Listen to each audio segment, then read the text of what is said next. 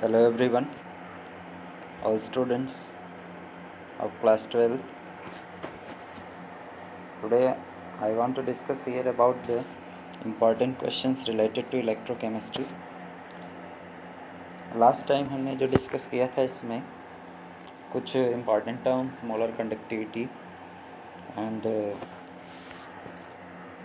different types of electrolytes के बारे में डिस्कस किए थे. अब यहाँ पर हम कुछ क्वेश्चंस उनसे रिलेटेड नार्स्ट इक्वेशन से रिलेटेड न्यूमेरिकल्स प्रॉब्लम्स हैं जिसको हम डिस्कस करना चाहते हैं. तो सबसे पहले देखते हैं क्या क्या है क्वेश्चन. फर्स्ट क्वेश्चन में क्या है, पहला क्वेश्चन यहाँ पर दिया है. फर्स्ट क्वेश्चन दिया है कि हम स्टैंडर्ड इलेक्ट्रोड पोटेंशियल कोई सिस्टम दिया है, उसको हम कैसे डिटरमिन करेंगे. फॉर एग्ज़ाम्पल यहाँ पर मैग्नीशियम Mg2+ और Mg इसका दिया हुआ है. तो इसका जो है कैसे हम स्टैंडर्ड इलेक्ट्रोड पोटेंशियल कैलकुलेट करेंगे.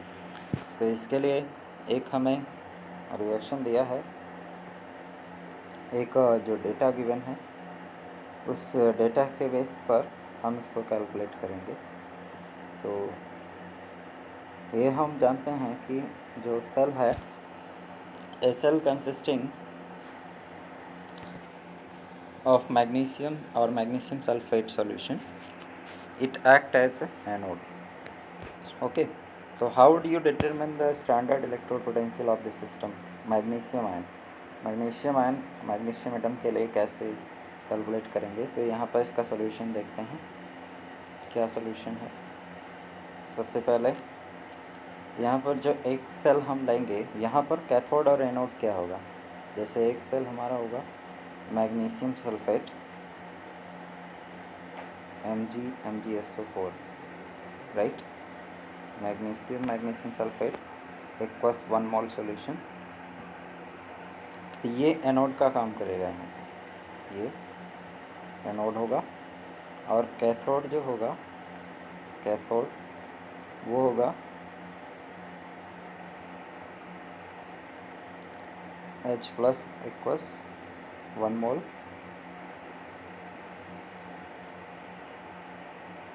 H2 गैस 1 बार प्लेटिनम सॉलिड. ओके, तो ये होगा कैथोड और ये है आपका एनोड. इसके बाद हम एक चीज़ जानते हैं, क्या, स्टैंडर्ड इलेक्ट्रोड पोटेंशियल.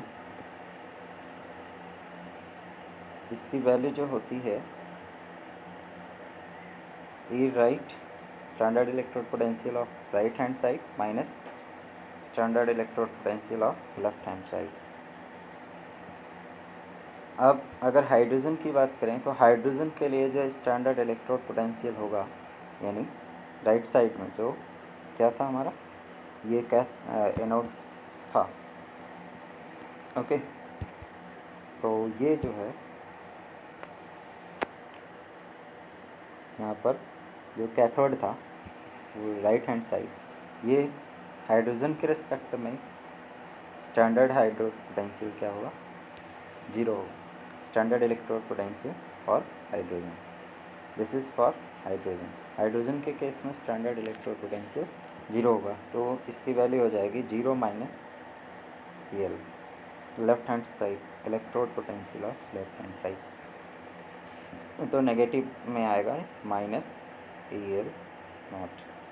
ये होगा standard electrode potential. Okay, now second question is here. Second question में क्या है, सेकंड में क्वेश्चन ये कह रहा है कि can you store copper sulphate solution in zinc pot. इसका आंसर क्या होगा, कमेंट बॉक्स में आप शेयर कर सकते हैं. Can you store copper sulphate solution in zinc pot. पूछ रहा है कि कॉपर सल्फेट जो सॉल्यूशन है, क्या उसको हम जिंक पॉट में स्टोर कर सकते हैं, यस और नो. अगर हम रिएक्टिविटी सीरीज़ में देखें तो जिंक की जो रिएक्टिविटी है वो कॉपर से क्या है, ग्रेटर है, कॉपर से ज़्यादा है इसकी रिएक्टिविटी. तो क्या होगा, जिंक जो है वो कॉपर को डिस्प्लेस कर देगा, ये डिस्प्लेस कर देगा कौन, जिंक, जिंक डिस्प्लेस कर देगा कॉपर को इसके सॉल्यूशन से इसको डिस्प्लेस कर सकता है। तो कॉपर सल्फेट अगर स्टोर हो जाता है तो अगर कॉपर सल्फेट सॉल्यूशन में जिंक को स्टोर करते हैं या जिंक पॉट में कॉपर सल्फेट सॉल्यूशन को स्टोर करते हैं तो जिंक क्या होगा, डिस्प्लेस कर देगा कॉपर को कॉपर सल्फेट सॉल्यूशन में। अब क्या रिएक्शन होगा इसका रिएक्शन ये होगा, देखिए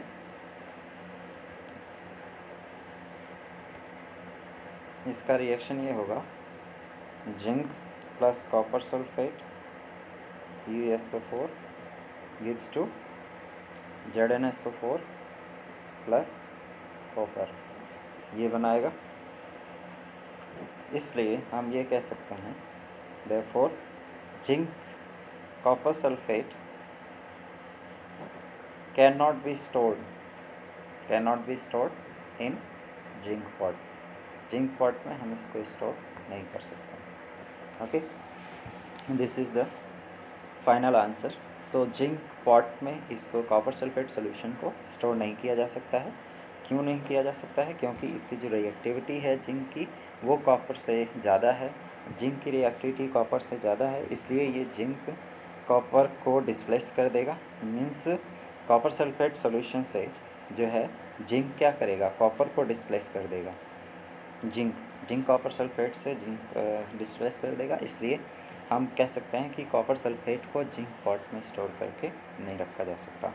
ओके, नेक्स्ट क्वेश्चन है, थर्ड क्वेश्चन क्या कह रहा है यहाँ पे, consult the table of standard electrode potential and suggest 3 substances that can oxidise ferrous ion in under suitable conditions.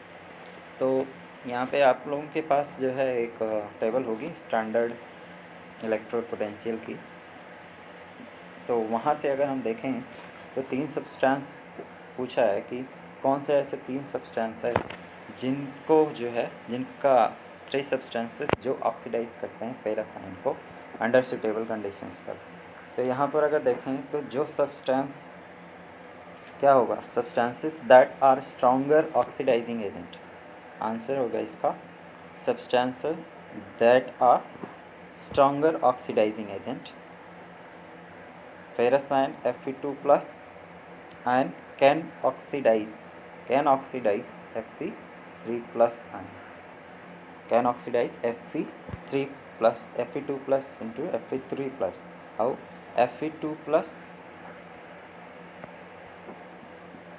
gives to Fe3 plus electron. And what is the standard electrode potential value for this is equals to minus 0.77 volt, 0.77 volt. So substances having reduction potential then 0.77 volt can oxidize Fe2 plus to Fe3 plus, means Fe ferrous ion to ferric ion. And substance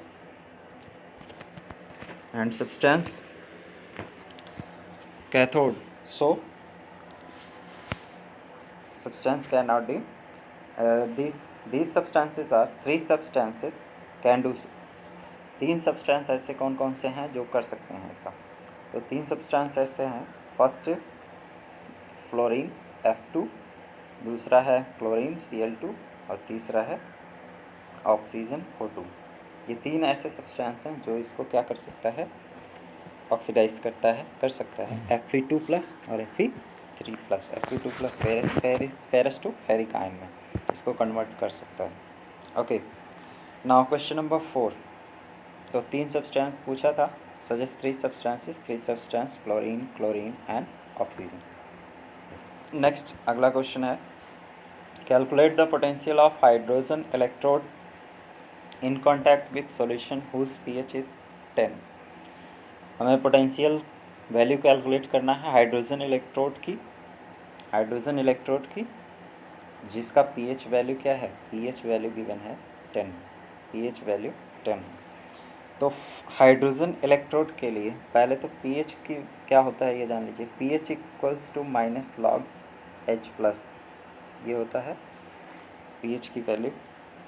तो hydrogen electrode के लिए calculate करना है, तो यहाँ पर अगर हम देखें तो H plus plus electron gives to H2 half H2। ठीक, अब इसका पीएच वैल्यू हमें गिवन है, क्या दिया है पीएच वैल्यू इसका 10 दिया है, 10 दिया है इसका पीएच वैल्यू।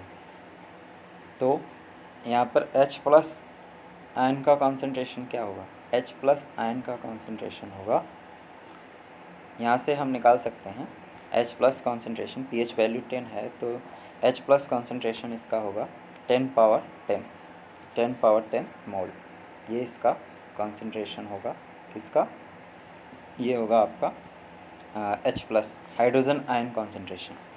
ओके, यहाँ से हमें मिल गया इस इक्वेशन से पावर ऑफ हाइड्रोजन आयन, यही तो होता है पीएच वैल्यू। अब इससे जो है हमें H प्लस की कॉन्सेंट्रेशन पता चल गई।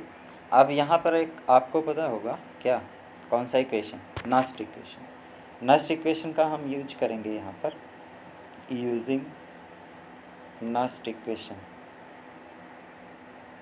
नस्ट इक्वेशन का अगर यूज करते हैं तो नस्ट इक्वेशन क्या कहते हैं, ये होता है H प्लस हाफ H2, इसके लिए जो ये होगा minus standard electrode potential value of H plus half H2। इसकी वैल्यू क्या होगी, इसकी वैल्यू होगी minus RT upon NF ln 1 upon H plus, ये होगा। इस इक्वेशन का हम यूज करेंगे तो यहाँ पर हमें ये वैल्यू लिख सकते हैं E0 H plus half H2 minus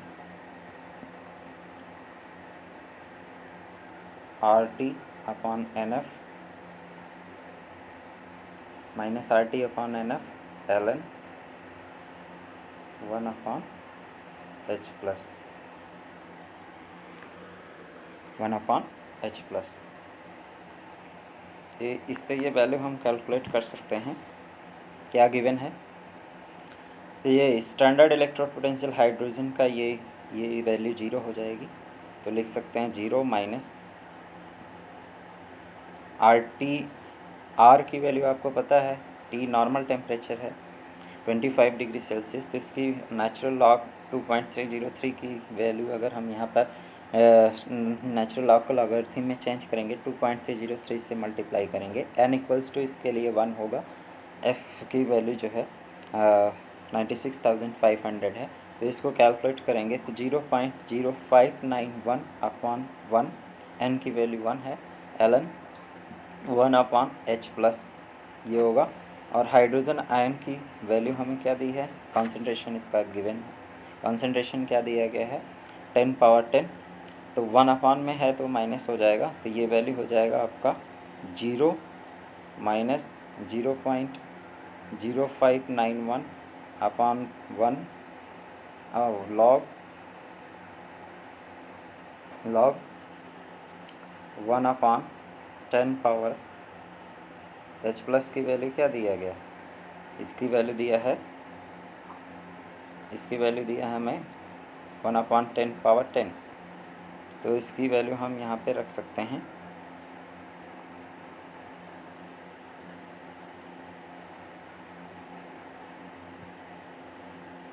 0 minus 0.0591 into log 1 upon 10 power minus 10।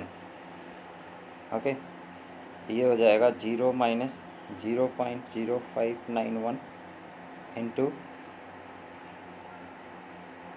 Log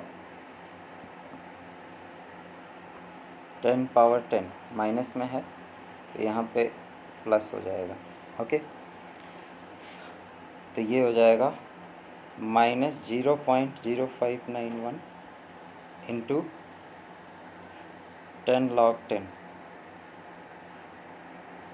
10 log 10, तो इसकी वैल्यू आएगी -0.0591 इंटू 10 log 10 की वैल्यू 1 होती है, तो फाइनल आंसर आपका आ जाएगा, फाइनल आंसर यहाँ पे आएगा 0.591 volt. This is standard electrode potential value of hydrogen electrode in contact with solution whose pH value is 10. Okay, अब next question है, calculate the EMF of the cell in which the following reaction takes place. कौन सी reaction है? Reaction दिया है यहाँ पर Na nickel plus 2Ag plus 0.002 मोल, इसका concentration दिया है, ये कन्वर्ट होता है निकल आयन में, और इसका कॉन्सेंट्रेशन गिवन है 0.16 mole, 0.16 mole plus 2 Ag silver, this is in solid form. ये इक्वेशन गिवन है, इसके बेस पर हम ये भी दिया है हमें standard electrode potential of the cell, ये कितना है -1.05 वोल्ट। इस रिएक्शन के लिए आपको क्या करना है, इस रिएक्शन के लिए कैलकुलेट करना है EMF electromotive force of the cell, ठीक। तो इसके लिए कैलकुलेट करना है, तो इसके लिए हमें वही नस्ट इक्वेशन का यूज करना पड़ेगा। नस्ट इक्वेशन क्या होती है? नस्ट इक्वेशन आपको पता ही है, E standard electrode potential of the cell, E cell equals to standard electrode potential minus 0.0591 upon n log, यहाँ पर इस इक्वेशन के लिए होगा Ni प्लस, अगर आपको ये पता होगा कि इस इक्वेशन में जो है निकल और सिल्वर दो कॉन्स्टिट्यूएंट हैं, और इसका जो पावर है 2 प्लस है, तो इसलिए इसका 2 प्लस है, तो यहाँ पर ये 2 प्लस दिया जाएगा। ओके, इसकी पावर कितनी होगी 2। अब यहाँ पर हम इस इक्वेशन में वैल्यू रखेंगे, निकल की कॉन्सेंट्रेशन दिया है, तो ये भी दिया था इक्वेशन में, तो यहाँ पर इस सेल की वैल्यू क्या होगी, इस सेल की वैल्यू होगी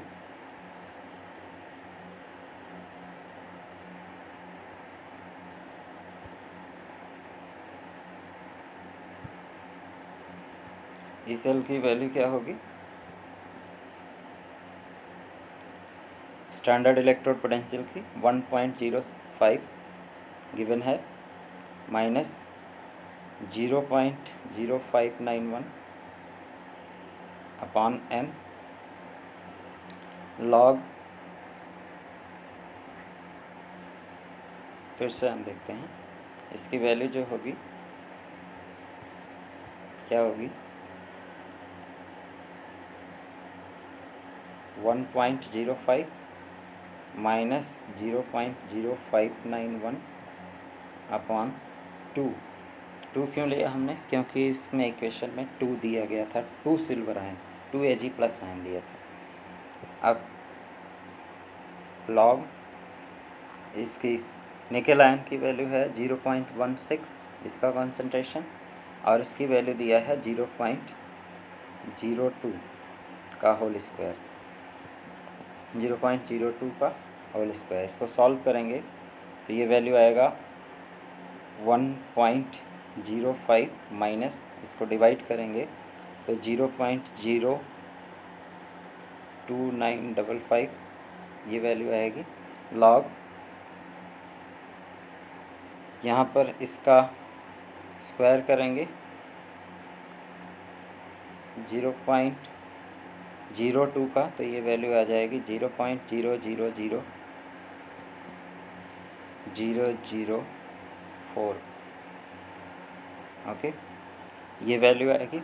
अब इसको हम सॉल्व करेंगे।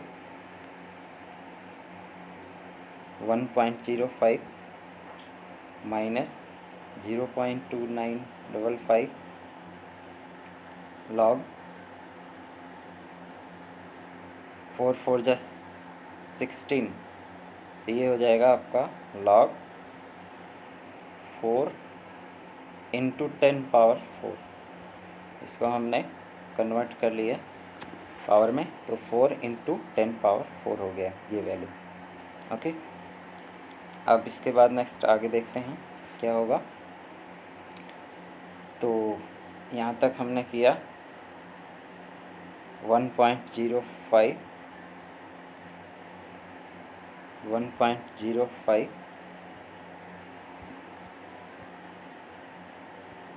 माइनस 0.02955 log 4, इसका लॉग लेंगे तो log 4 प्लस 4 log 10, 4 log 10। इसको सॉल्व करेंगे 1.05 माइनस 0.02955 log 4 की वैल्यू यहाँ पर है 0.60